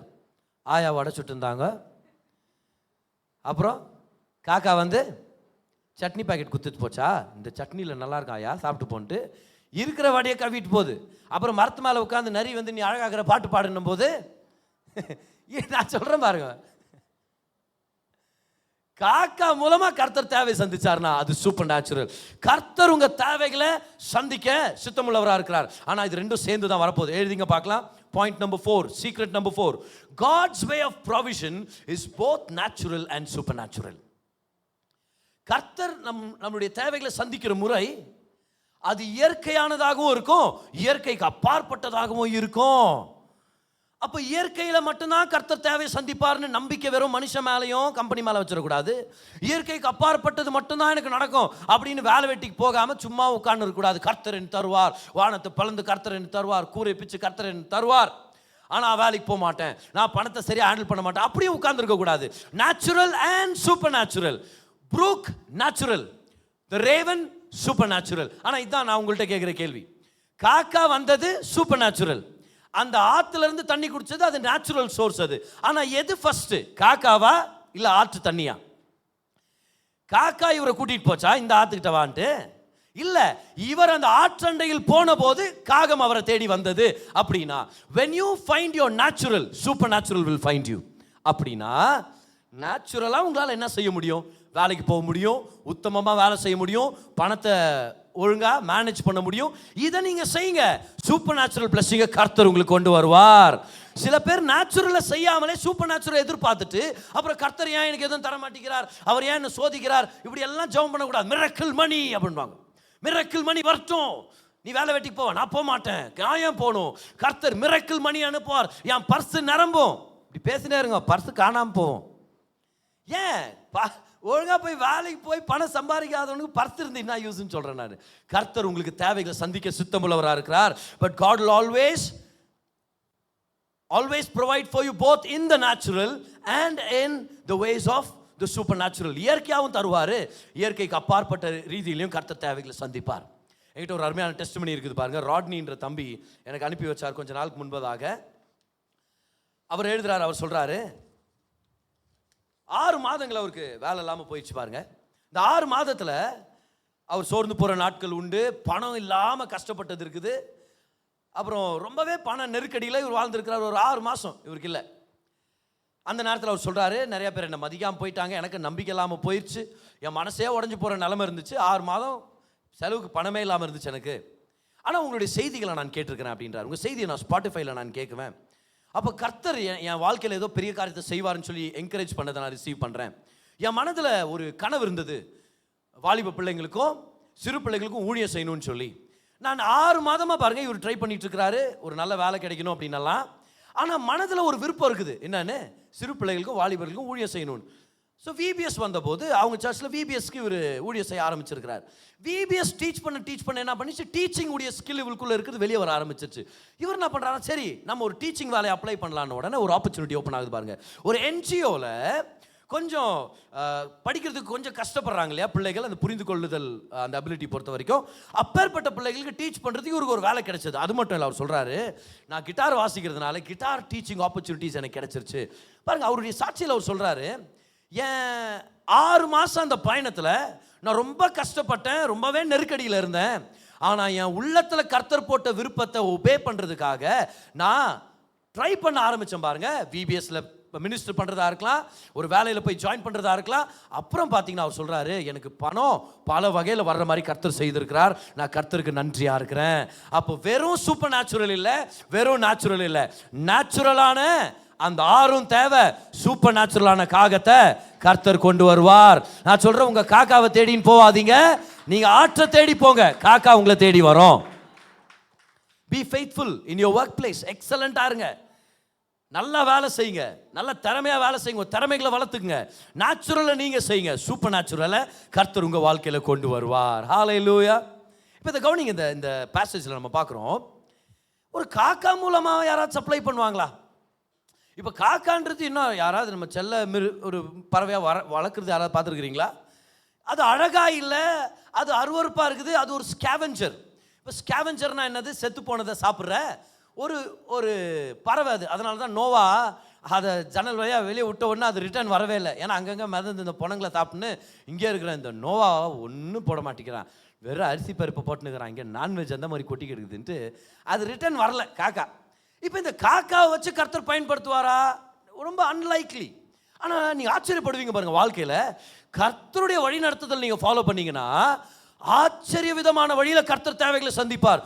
இவங்கெல்லாம் எனக்கு சகாயம் பண்ண முடியுமா, இப்பேற்பட்ட ஜனங்களாம் எனக்கு நன்மை செய்வாங்களா, இந்த இடத்துல இருந்தெல்லாம் நன்மை வருமா அப்படின்ற அளவுக்கு உங்கள் வாழ்க்கையில் நன்மைகளை கர்த்தர் கொண்டு வருவார். வேதத்தில் பல தடவை நம்ம பார்க்குறோம் பாருங்க, கர்த்தர் அன்லைக்லி பீப்புள் மூலமாக கர்த்தர் தேவைகளை சந்திக்கிறார். முதலாவது அந்த பாயிண்ட்டை நம்ம பார்த்துடலாமா பாருங்க. பாயிண்ட் நம்பர் 5 பாருங்க. God's provision comes from unlikely places. தேவனின் பராமரிக்கும் முறை எதிர்பாராத இடங்களிலிருந்து வருகிறது, எதிர்பாராத இடங்களிலிருந்து வருகிறது. ஃபார் எக்ஸாம்பிள், இஸ்ரவேல் ஜனங்க கானான்குள்ள போறாங்க, எரிகோ தேசத்தை சுத்தி பார்க்கணுமா இருந்துச்சு, வேவு பார்க்கணுமா இருந்துச்சு. இந்த 2 பேர் வந்துட்டாங்க, ராஜாவுக்கு தெரிஞ்சிச்சு, ராஜா அவங்க பிடிக்கிறதுக்கு ஆளுங்களை அனுப்பிட்டாரு. இப்போ இவங்கெல்லாம் போய் ஒரு இடத்துல போய் ஒளிஞ்சுக்கணும். எங்க ஒளிஞ்சுக்கிட்டாங்கன்னு தெரியுமா உங்களுக்கு? யாருடைய வீட்டில் ஒளிஞ்சுக்கிட்டாங்க? எரிகோ பட்டணத்தில். ராகாப் யாரு? ஒரு வேசி. ஒரு வேசி எனக்கு சகாயம் பண்ணுவாங்களா? கர்த்தர் சொல்றாரு, நான் உன் தேவனா இருக்கிறேன், நீ எதிர்பார்க்காத விதத்தில் நான் உனக்கு சகாயம் பண்ணுவேன். மோசைய அவங்க அம்மா ஒரு சின்னதாக ஒரு படகு மாதிரி ஒன்று செஞ்சுட்டு அந்த 3 மாத குழந்தைய நைல் நதியில் அப்படியே விட்டுட்டாங்க பாருங்க. ஏன்னா இதுக்கு மேலே உன்னை மறைச்சு வைக்க முடியாது, ஆண் பிள்ளையை கொன்றுட்டாரு ராஜா, அதனால் நீ கடவுள் தான் உன்னை காப்பாற்றோன்னு அனுப்பி விட்டார். இப்போ இந்த மோசையை காப்பாற்றி எடுத்து வளர்த்து ஆளாக்குனது யாரு? இஸ்ரவேல் ஜனத்தை சேர்ந்தவங்க இல்லை, பார்வோனுடைய சகோதரி தானே. பாருங்க, எகிப்தியரை கொண்டு கர்த்தர் இஸ்ரவேலனான மோசைக்கு கர்த்தர் சகாயம் பண்ணுகிறார். அன்லைக்லி. இங்க இருந்தாலும் எனக்கு சகாயம் வருமா? இவங்க எனக்கு சகாயம் பண்ண முடியுமா?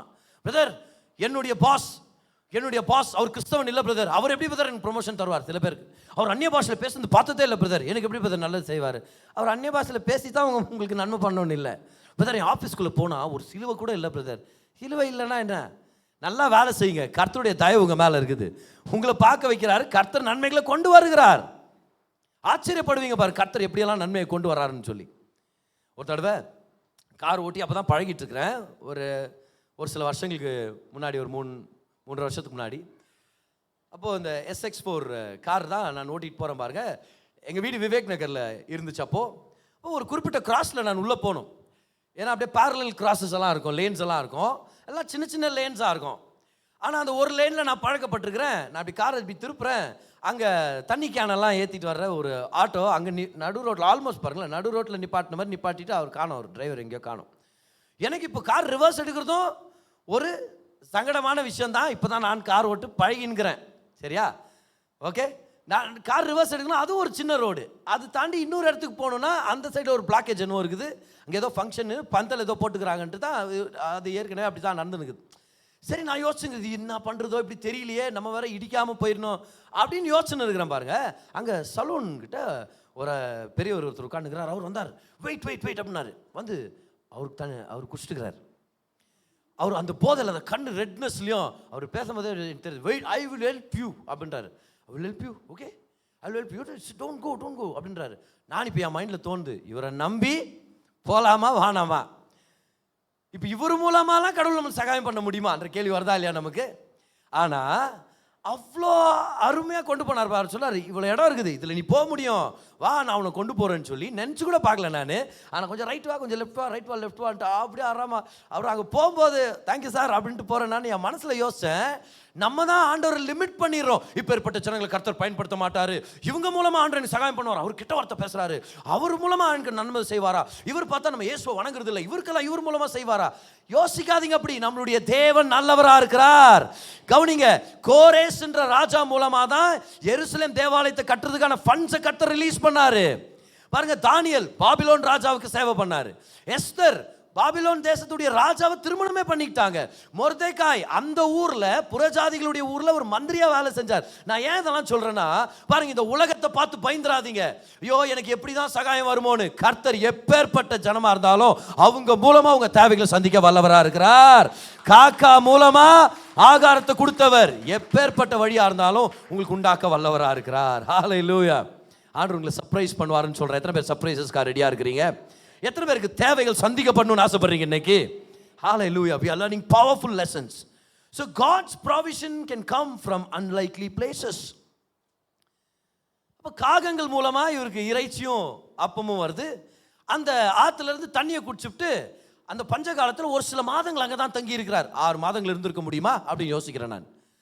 கொஞ்ச நேரத்தில் பார்த்தீங்கன்னா, கொஞ்ச நாட்களில் தண்ணி வத்தி போயிடுச்சு. ஏன்னா மழை வரல, பஞ்சம் ஆரம்பிச்சிருச்சு, மழை வரலன்றதுனால தண்ணி வத்தி போயிருச்சு. ஓ, தண்ணி வத்தி போமா பிரதர்? கர்த்தரை தானே இவர் சேவிச்சாரு, தண்ணி வத்தி போயிருச்சு. எல்லாரும் பாருங்க, நல்லா கவனிங்க. உங்க வாழ்க்கையில ஏதாவது ஒரு பொருளாதார குறை வந்துருச்சுன்னு சொல்லி கர்த்தர் உங்களை தண்டிக்கிறார் நினைச்சிடாதீங்க. நீங்க ஏதோ பாவம் பண்ணிட்டீங்கன்னு நினைச்சிடாதீங்க. இந்த உலகத்துல குறைபாடுகள் நிறைஞ்ச காலங்கள் வரலாம். பஞ்சம் வந்துச்சு, பஞ்சத்தினால தண்ணீர் வந்து வற்றி போயிருச்சு. ஆனா விஷயம் தான் பாருங்களேன், தண்ணீர் வற்றி போலாம், ஆனா எந்த வார்த்தையை ஒபே பண்ணி அங்க வந்திருக்கிறீங்க, அந்த வார்த்தை கொடுத்த தேவன் இன்னும் வார்த்தையை பேசிக்கொண்டே இருக்கிறார். அவர் உங்களை வழி நடத்த வல்லவரா இருக்கிறார். எல்லாரும் சொல்லுங்க, தண்ணி வத்தி போயிடலாம், ஆனா வழி நடத்தல் வற்றி போகவே இல்லை. கை உயர்த்துங்க பார்க்கலாம், எல்லாரும் கை உயர்த்தி சொல்லுங்க பார்க்கலாம். நேச்சுரல் சோர்ஸ் வத்தி போலாம், சொல்லுங்க. சூப்பர் நேச்சுரல் வாய்ஸ் வத்தி போறதே இல்லை. 2 கை உயர்த்தி சொல்லுங்க பார்க்கலாம். நேச்சுரல் சோர்ஸ் வத்தி போயிடலாம், ஆனா அந்த சூப்பர் நேச்சுரல் வாய்ஸ் என்ன விட்டு போகவே போகாது. என் கர்த்தர் என்ன வழி நடத்துவார். இங்க வழி நடத்துற தேவன் இன்னொரு இடத்துக்கு என்ன கொண்டு போக முடியாதா? ஹல்லேலூயா. ஓ, தேவைகள் சந்திக்கப்படுது, ஆனா ஒரு நாள் இல்ல பிரதர், சந்திக்கப்படல பிரதர், தேவை பல நாளாக வெயிட் பண்ணிருக்கிறேன், இப்போ போய் அந்த ரிவர் உயிர் தள்ளணும்னு ஜெபம் பண்ணின்னு இருக்கக்கூடாது. நீங்கள் இப்போ நீங்கள் என்ன பண்ணணும் தெரியுமா? Here is something powerful that I want to teach you today. ஒரு வல்லமையான ரகசியத்தை உங்களுக்கு சொல்லிக் கொடுக்குறேன் பாருங்க. தேவனுடைய ப்ராவிஷன் ஒரு முடிவுக்கு வரும்போது என்ன செய்யறது? மனுஷனுடைய ஆதாரம் என்ன? தேவன் ப்ரொவைட் பண்றாரு. தேவனுடைய ப்ரொவிஷனே நின்றுச்சுன்னா என்ன பண்றது? ஆண்டவர் சொல்லி தான் ஆத்துக்கிட்ட வந்தேன், இப்போ 6 வத்தி போயிடுச்சு, என்ன செய்யறது? when God's provision comes to an end, இதை நல்லா கவனிங்க, it's time for a shift in your direction. எழுதிங்க பார்க்கலாம். தேவனுடைய வழி நடத்துதல், அவருடைய பராமரிக்கும் முறை முடிவுக்கு வரும்போது அது திசை மாற்றத்திற்கான நேரமாகும். you've got to learn to shift your direction. இப்ப கர்த்தர் வந்து சொல்றாரு எலியா கிட்ட, சாரிபாத்துல உனக்கு ஒரு விதவை உனக்கு சகாயம் பண்றதுக்காக நான் கட்டளை இருக்கிறேன், அங்க போன்னு சொல்லி கம்ப்ளீட் டைரக்ஷனவே அவர் மாத்திடுறாரு. நல்லா ஞாபகம் வச்சுக்க இந்த விஷயத்தை. உங்க வாழ்க்கையில 6 வத்தி போகும்போது, 6னா நேச்சுரல், எல்லாம் சொல்லுங்க பார்க்கலாம், நேச்சுரல் சோர்ஸ். நீங்க வேலை செஞ்சுட்டு இருந்த கம்பெனி ஒரு பெரிய டெபிசிட்ல போயிருச்சு, ஒரு பெரிய விதமான வீழ்ச்சிக்குள்ள போயிருச்சு. இப்போ என்ன பண்றதுன்னு தெரியல. கவலைப்படாதீங்க, கர்த்தர் உங்களை இன்னொரு கம்பெனிக்கு அனுப்புறதுக்கு வல்லவரா இருக்கிறார். நீங்கள் உங்கள் கம்பெனி மேலே கை வச்சு ஜெபிக்கலாம், கம்பெனி மேலே ஜீவனை நீங்கள் பேசலாம். ஆனால் ப்ராவிஷன் ஒரு எண்ட் ஆயிடுச்சுன்னா ஆண்டவர் சொல்லார், இதையே நம்பி உட்கார்ந்து இருக்காத, நான் உனக்கா பெரிய வாசல்களை திறக்க முடியும். சில பேர் ஒரு குறிப்பிட்ட பிஸ்னஸில் இருப்பீங்க, அந்த பிஸ்னஸ் அவுடேட்டட் ஆயிரும். இப்போ அதே பிஸ்னஸை தான் நான் எடுத்து செய்வேன்னு சொல்லி ஒரு பாண்டேஜ்குள்ளே போயிடாதீங்க. Learn to shift your direction. Learn to shift your direction. English அந்த வேர்ட் இருக்கும் பாருங்க, பிவட் அப்படின்னு சொல்லுவோம் நம்ம. பிவட் அப்படின்ற ஒரு வார்த்தை, PIVOT. பிவட்னா என்ன அர்த்தம் தெரியுமா? என்னுடைய சென்டர் சேம். ஒரு காம்பஸ் இமேஜின் பண்ணிக்கங்க. ஒரு காம்பஸ், அதோடைய அந்த நீடில் ஒரு பக்கம் வைக்கிறோம், பென்சிலை இன்னொரு பக்கம் நம்ம கனெக்ட் பண்றோம், ரைட்? ஸோ அந்த நீடில் அங்கே தான் இருக்கும், ஆனால் பென்சிலோட பொசிஷனை நம்ம மூவ் பண்ணிடுவோம், கரெக்டா இல்லையா? ரைட்? ஸோ இமேஜின் த பிவட். கர்த்தர் சொல்றாரு, உன் வாழ்க்கையில் நான் உன்னை வழி நடத்துறேன், உன் தேவைகளை சந்திக்கிறேன், நானே உன்னை ஒரு இடத்துல வழி நடத்தி கொண்டு வந்து வைக்கிறேன். அங்க தேவைகள் சந்திக்கப்படாத போது நீ என்ன பண்ணணும் தெரியுமா? அந்த இடத்தையே பிடிச்சிக்கிட்டு நான் இங்கே தான் இருப்பேன், இதை தான் செய்வேன்னு இருக்கக்கூடாது. திரும்பியும் என்னுடைய டைரக்ஷனை கேளு. ஏன் தெரியுமா? என்னுடைய ப்ராவிஷன் முடிவுக்கு வரும்போது உன் டைரக்ஷனே நான் மாத்திட்டு இருக்கிறேன்னு அர்த்தம் சொல்லி கர்த்தர் அப்படியே he will pivot your direction and he will give you a new direction. இதை பெற்றுக்கொள்றதுக்கு யார் யார் ஆயத்தமா இருக்கிறாங்களோ அவங்க செழிப்பா வாழ்வாங்க. யார் யார் இந்த காலங்கள் மாறுது, பிஸ்னஸஸ் மாறுது, ஒரு குறிப்பிட்ட பிஸ்னஸஸ்க்கு இனி மார்க்கெட்டில் வேல்யூ இல்லை, இனி அதில் ஜனங்களுக்கு அந்த பிஸ்னஸ் தேவைப்படலன்னும் போது நீங்கள் எந்த அளவுக்கு ரெடியாக இருக்கணும்னா திரும்பவும் கர்த்தருடைய சமூகத்துக்கு வந்து அவருடைய டைரக்ஷனை கேட்கணும். ஆண்டவரே, நீங்கள் சொன்னீங்க கெரித் ஆற்றண்டையில் போ, அங்கே காகங்களுக்கு கட்டளைட்டேன்னு வந்தேன், 6 வத்தி போயிடுச்சு, இப்போ நான் என்ன பண்ணட்டும்? இப்போ ஆண்டவர் சொல்கிறாரு, நான் இன்னொரு வார்த்தை உனக்கு வச்சிருக்கிறேன், இன்னொரு டைரக்ஷன் உனக்கு வச்சிருக்கிறேன். So when God's provision comes to an end, don't hold on to the dying company, don't hold on to the dying business, don't hold on to the dying strategy that you already had. அப்போ மரிச்சு போயிட்டு இருக்கிற ஒரு விஷயத்தை பிடிச்சிக்கிட்டு இதில் தான் கர்த்தர் கொண்டு வந்தார், நான் இதிலே சாவுறேன்னு சொல்லிடாதீங்க. வாழ்க்கை அப்படி தான் முடிச்சிடும். You must be willing to upgrade, willing to change. For example பாருங்க, பிளாக்பஸ்டர்னு ஒரு கம்பெனி இருந்துச்சு. பல வருஷங்களுக்கு முன்பதாக அவங்க தான் உலகத்திலே மோனோபோலி. எந்த விஷயத்தில்? மூவி வீடியோஸை ரெண்ட் அவுட் பண்ணுறதுல அவங்க தான் நம்பர் 1. உலகமெங்கும் நிறைய பேர் இருந்தாங்க பாருங்க வேலை செய்யறது. கிட்டத்தட்ட 80,000 பேர் வேலை செஞ்சாங்க அவங்ககிட்ட ஒரு குறிப்பிட்ட டைமில். மிகப்பெரிய கம்பெனி. அப்போ ஸ்லோவாக டெக்னாலஜி மாறுது, டிஜிட்டலைஸ் ஆகிட்டு வர்றாங்க எல்லாருமே. அந்த நேரத்தில் இவங்க அப்கிரேட் பண்ணவே இல்லை. நெட்ஃப்ளிக்ஸ்ன்ற கம்பெனி ரொம்ப சின்னது. அப்போ அவங்க வந்து கேட்டாங்க பிளாக்பஸ்டரை வாங்கிக்கிறதுக்காக. அவங்க நெட்ஃப்ளிக்ஸை மதிக்கவே இல்லை பாருங்க. பெருசாக நாங்கள் தான் ராஜா, எங்களை யாரும் அசைக்க முடியாதுன்னு. They did not upgrade, they did not pivot. Right? Videos எல்லாம் கம்மியாக போகுது, சிடியெல்லாம் யாரும் பயன்படுத்த போகிறது இல்லை. ஆனால் அவங்க அப்படியே பிடிச்சிக்கிட்டாங்க, இல்லை நாங்கள் ரெண்ட் அவுட் பண்ணுறோம் அப்படின்னு சொல்லி. அப்படியே என்ன ஆயிடுச்சு? டெக்னாலஜி மாறினது, டிஜிட்டல் ஏஜ் அதை அப்படியே ஓவர்டேக் பண்ணிருச்சு. அந்த கம்பெனியே மூழ்கிருச்சு, அது ஒன்றுமே இல்லை. ஆனால் அவங்க ஒன்றுமே இல்லைன்னு நினச்சாங்க பாரு, நெட்ஃப்ளிக்ஸ். அது மார்க்கெட்டை பிடிச்சிச்சு. யூனோ வை? நெட்ஃப்ளிக்ஸ் வந்து வேற ஏதோ ஒரு பிஸ்னஸ் இருந்துச்சு பாருங்க, ஒரு ஷிப்பிங் கம்பெனி மாதிரி. அது என்ன பண்ணிருச்சு? அப்படியே இந்த ட்ரெண்டை பிடிச்சிச்சு. ஓ, திஸ் இஸ் நியூ பிஸ்னஸ் ஐடியான்னு சொல்லி அப்படியே ஸ்ட்ரீமிங் சர்வீசஸ்க்கு அவங்க வந்துட்டாங்க. What is this call? Pivoting. ஒன்று செத்துட்டு இருக்குது, அதே பிடிச்சிருக்க தேவையில்லை. Nokia phone. எத்தனை பேர் நோக்கியா ஃபோன் யூஸ் பண்ணியிருக்கிறீங்க? இப்போ கேட்டால் யார் கை ஊற்றி தூக்குவீங்கன்னு எனக்கு தெரில.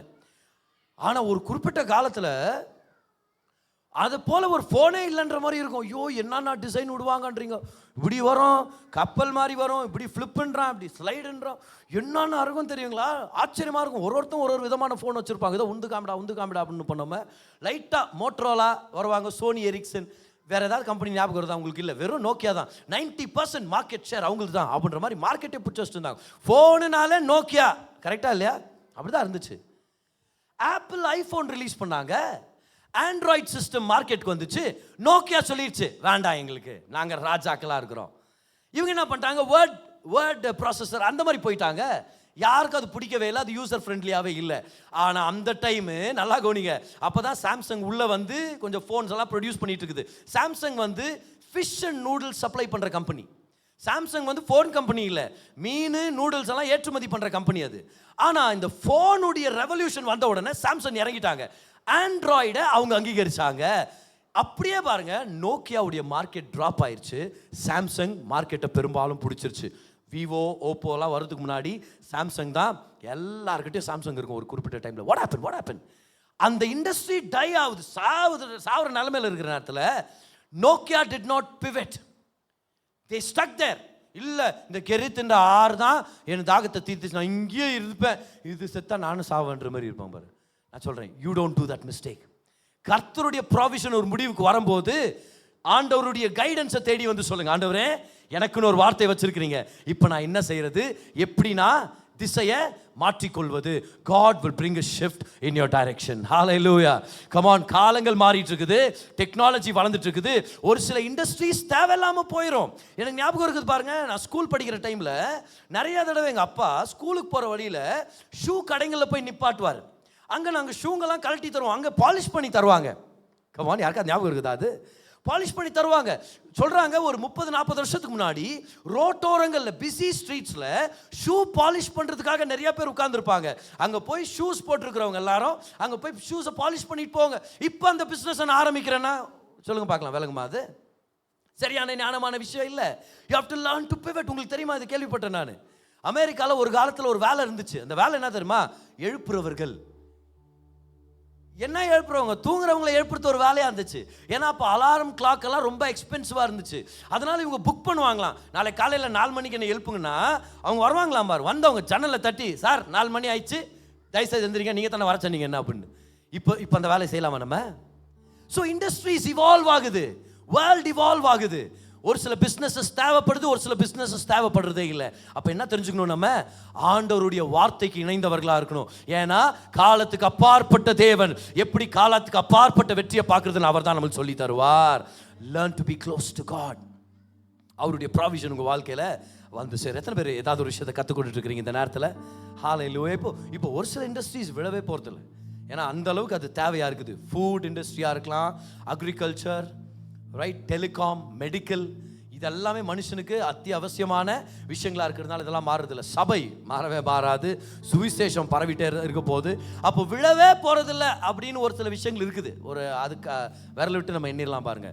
ஆனால் எல்லா இண்டஸ்ட்ரியிலையும் நீங்கள் எப்போவுமே ஞாபகம் வச்சுக்கணும், ஆண்டவருடைய கைடன்ஸ் தான் என்னுடைய ப்ராவிஷன். அப்போ நீங்கள் சொல்லுங்கள், ப்ராவிஷனை தேடி நம்ம போகணுமா இல்லை கைடன்ஸை தேடி போகணுமா? நம்ம புரிஞ்சிச்சு இல்லையா நமக்கு? இப்போ அப்போ பராமரிப்பை தேடி போகிறது வேற, ஆனால் வழி நடத்துதலை தேடி போகிறது வேற.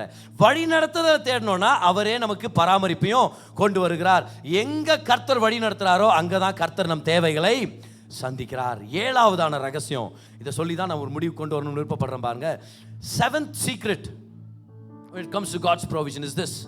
கர்த்தர் எலியாவை இந்த சாரெபாத் விதவையின் வீட்டுக்கு அனுப்புனது காரணம் என்னன்னா, கெரித்தாற்றையில் உட்கார்ந்து இவர் மட்டும்தான் சாப்பிட்டார். ஆனால் சாரிபாத் வீட்டுக்கு போனால் அந்த அம்மா விசுவாசிக்குது பாருங்க, கர்த்தர் என் தேவையை சந்திப்பார், நான் யாரோ ஒருத்தரை விதைக்கிறதுக்காக எனக்கு ஒரு தேவ மனுஷன் அனுப்புவார். இந்த அம்மா நம்பிட்டு இருந்தாங்க. அதனால தான் லூக்கா சுவிசேஷத்தில் இயேசு கிறிஸ்து சொல்லுவார், எலியா எல்லா விதவைகளுக்கும் அனுப்பப்படல, அவங்க ஒரு குறிப்பிட்ட புறஜாதிகிட்ட தான் அனுப்பப்பட்டார் அப்படின்னு சொல்லி இயேசு கிறிஸ்து சொல்லுவார். அப்போ பாருங்க, இந்த அம்மா வெயிட் பண்ணிட்டு இருக்கிறாங்க, யாரையாவது அனுப்புனீங்கன்னா நான் விதைச்ச அறுவடையை பார்ப்பேன். இவர் வந்த உடனே இவருக்கு விதைக்கிறாங்க, அது மூலமா அறுவடையை பெற்றுக்கொள்றாங்க. See, when God provides for you, he also wants to provide through you. கர்த்தர் உங்க தேவைகளை உங்களுக்கு சந்திக்கும் பொழுது உங்க மூலமா அநேகருடைய தேவைகளை சந்திக்கணும்னு சொல்லி அவர் விருப்பப்படுகிறார். உங்களை மட்டும் ஆசீர்வதிச்சு உங்களை பார்த்துக்கணுன்றது கர்த்தருடைய விருப்பம் இல்லை. உங்க மூலமா நீங்க நம்புற கடவுள் எவ்வளவு நல்லவர் இந்த உலகத்தை காமிக்கணும்னு ஆசைப்படுறார். அப்போ கர்த்தர் உங்க மூலமாகவும் பராமரிப்பு கொண்டு வரணும்னு ஆசைப்படுறார். God wants you to be a blessing. Yes. அப்போ ஒவ்வொரு மாதமும் உங்கள் தேவைக்காக மட்டும் ஜெபம் பண்ணாதீங்க. உங்களுக்கு வர்ற பணத்தை வச்சு யாருக்காவது சகாயம் பண்ண முடியுமான்னு பாருங்கள். யார் பிரதர், எங்கள் பிரதர் இருக்கிறாங்க அப்படி பேசக்கூடாது. அந்த இடத்துல தொங்குற மாதிரி என்ன பண்ண தெரியுமா, உங்கள் எல்லாம் பக்கத்தில் தாக்குறாங்க. உங்கள் சொந்தக்காரங்க பாருங்கள், யாராவது ஒருத்தர் கஷ்டத்தில் இருப்பாங்க பாருங்கள். உங்களுக்கு தெரிஞ்ச நபர், உங்கள் நெய்பர், யாரோ ஒருத்தருக்கு ஒரு மெடிக்கல் ஹெல்ப் தேவைப்படும், யாரோ ஒருத்தருக்கு மாத்திரை வாங்கி கொடுக்கலாம். நீங்கள் ஏதோ ஒரு பிள்ளைக்கு ஸ்கூல் ஃபீஸை நீங்கள் கட்டலாம், ஒரு மாதம் ஃபீஸை நீங்கள் கட்டலாம். People with needs are all around you. விதைக்கிற உள்ளத்தை நீங்கள் வளர்த்து உங்களுடைய மனப்பான்மை பெருசாக்கிக்கிட்டீங்கன்னா நீங்கள் ரொம்ப சுலபமாக நீங்கள் கண்டுபிடிச்சிட முடியும். ஆனால் இன்னைக்கு உங்கள் மேலே நான் டிக்ளேர் பண்ணுறேன் பாருங்கள், கர்த்தர் உங்கள் தேவைகளை சந்திப்பார். வருஷத்துக்கு ஆல்மோஸ்ட் இப்போ பாதிக்கு நம்ம வந்துட்டோம். இவ்வளோ தூரம் கர்த்தர் காப்பாற்றிட்டு வந்தார், இதுக்கு மேலேயும் கர்த்தர் உங்களை காப்பாற்றிட்டு உங்களை கொண்டு வருவார். ஹல்லேலூயா. கர்த்தர் உங்களை தேவைகளை சந்திப்பார். விசுவாசத்தில் இருங்க, விசுவாசத்தில் இருங்க. பொண்ணு பார்த்தாச்சு பிரதர், இப்போ இன்னும் ஏன் கல்யாணம் பண்ணிக்கலன்னா சில பேர் சொல்லுவாங்க, இல்லை இன்னும் பணம் வரல. டேட்டாவது ஃபிக்ஸ் பண்ணியா? இல்லை பிரதர் ஃபிக்ஸ் பண்ணல. நீங்கள் விசுவாசத்தில் ஒரு டேட்டை ஃபிக்ஸ் பண்ணுங்க, கர்த்தர் உங்கள் தேவைகளை சந்திப்பார். கர்த்தர் உங்கள் தேவைகளை சந்திப்பார். அவர் தேவைகளை சந்திக்கிறவர், அதுதான் அவருடைய குணாதிசயம். அவர் உங்களை விட்டு விலக மாட்டார். அவர் ஒரு நல்ல தகப்பன். அவர் ஒரு நல்ல தகப்பன். நீங்கள் கவலைப்படக்கூடாதுன்னு ஆசைப்படுறாரு. உங்களுக்காக எல்லா தேவைகளையும் சந்திச்சு உங்களை வாழ வைக்க அவர் ரொம்ப வல்லவராக இருக்கிறார். உங்கள் கண்ணீர் அவருக்கு தெரியும், உங்கள் கவலைகள் அவருக்கு தெரியும், உங்கள் எண்ணங்கள் அவருக்கு தெரியும். நீங்களே உங்கள் குடும்பத்தை பற்றி இவ்வளோ நினைக்கும் போது உங்களை படைச்சு உங்களுக்காக தான் குமாரனே கொடுத்தவர் உங்களை பற்றி எவ்வளோ நினச்சி வச்சிருப்பாரு. அவர் சொல்றாரு, உன் பேரில் நான் வைத்திருக்கிற நினைவுகளை நான் அறிவேன். கர்த்தர் நம்மளை பத்தி நினைச்சுன்னு இருக்கிறான்றாரு. இங்கிலீஷ் பைபிள் எப்படி வரும் பாருங்க, I know the thoughts I have towards you. அப்படின்னா என்ன அர்த்தம்? I am thinking about you. உன்னை பத்தி நான் நினைச்சுன்னு இருக்கிறேன், உனக்கு ஏதாவது நன்மை செய்யணும்னு நான் நினைச்சிட்டு இருக்கிறேன். பாருங்க, பிள்ளைகள் அப்பா கிட்ட ஏதாவது கேட்டாங்கன்னா பிள்ளைகள் கூட சில நேரத்தில் மறந்து போயிடலாம். பாருங்க, ரொம்ப ரேர் தான், மறக்கத்தில் அப்படியே பிடிச்சிக்கிறாங்க.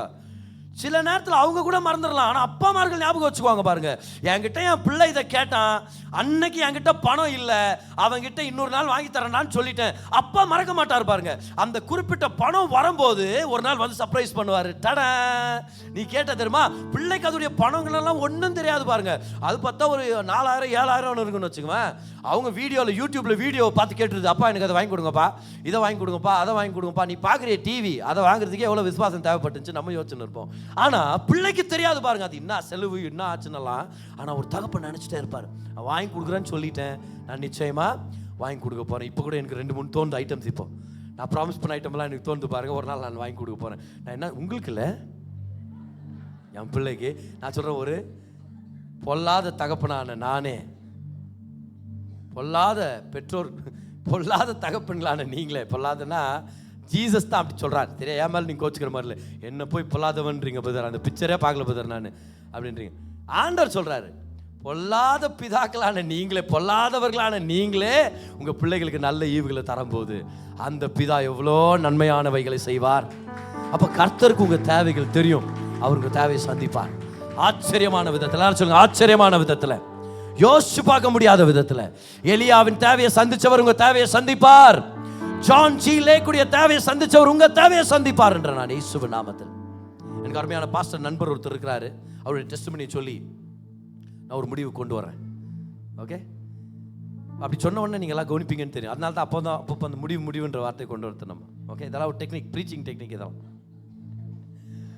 இந்த அருமையான நண்பர் பாருங்க, ஒரு நாள் அவருடைய தகப்பன் தாய் 2 பேரும் இறந்துட்டாங்க.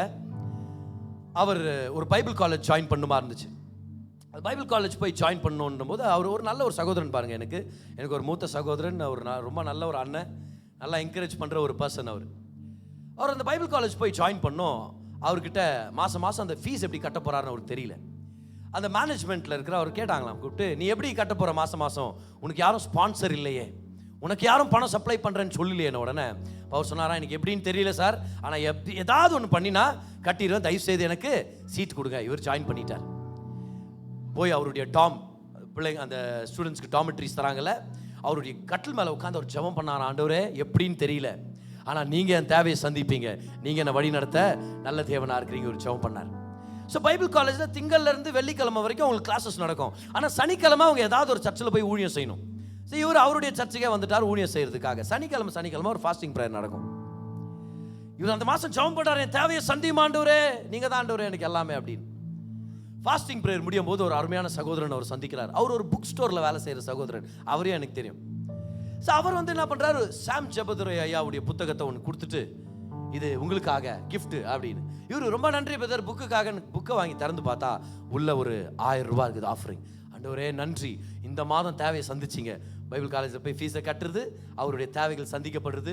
அடுத்த மாதம் ஃபாஸ்டிங் ப்ரேயர், அதே சகோதரன், அதே புக் ஸ்டோர், புது புக்கு. பிரதர் எப்படி இருக்கிறீங்க, தாங்க புக்கு, இதை வாசிங்க, உங்களுக்கு ஒரு கிஃப்ட் எடுத்துட்டு வந்திருக்கிறேன். ஓபன் பண்றாரு, 1000 ரூபாய் எடுத்து ஃபீஸை கட்டுறாரு. தேவைகள் சந்திக்கப்படுது, பர்சனல் நீட்ஸ், ஒரு சில விஷயங்கள் வாங்கணும். அடுத்த மாசம் ஒவ்வொரு மாதமும் அந்த நபர் வருவாராம் பாருங்க, வந்து ஒரு புது புக்கை தருவாரு, உள்ள ஒரு 1000 ரூபாய் இருக்கும். ஆச்சரியம் என்னன்னா, இவர் அந்த பைபிள் கோர்ஸ் முடிக்கிற அத்தனை வருஷங்களும் எக்ஸாக்டா அந்த நபர் வந்து புக்கை கொடுத்து அதில் 1000 ரூபாய் இருக்குமா. இவர் கிராஜுவேஷன் ஆகி காலேஜை முடிக்கிறாரு, அவர் வர்றதை நிப்பாட்டிட்டாரு, 1000 ரூபாய் வர்றதும் நின்றுச்சு. ஆனால் விஷயம் என்னது, கர்த்தர் சொன்ன வார்த்தையை நிறைவேற்றிட்டார். இன்னைக்கு பாஸ்டர் தீபன் வந்து ஏஎஃப்டி சர்ச்சில் ரமேஷ் பாஸ்டர் கண்டரில் ஒரு அருமையான போதகராக இருக்கிறார். இன்ன வரைக்கும் அவர் எனக்கு ஒரு நல்ல அண்ணனாகவும் என்ன வழி நடத்துகிற ஒரு அருமையான சகோதரனாக இருக்கிறார். நான் அவருடைய வாழ்க்கையை நினைக்கும் போதெல்லாம் நான் யோசிக்கிறேன், கர்த்தர் எவ்வளோ நல்லவர் பார். நான் சொல்கிறேன், உங்களுக்காக ஆண்டவர் 1000 வழிகளை வைத்திருக்கிறார் உங்களை வாழ வைக்கிறதுக்காக.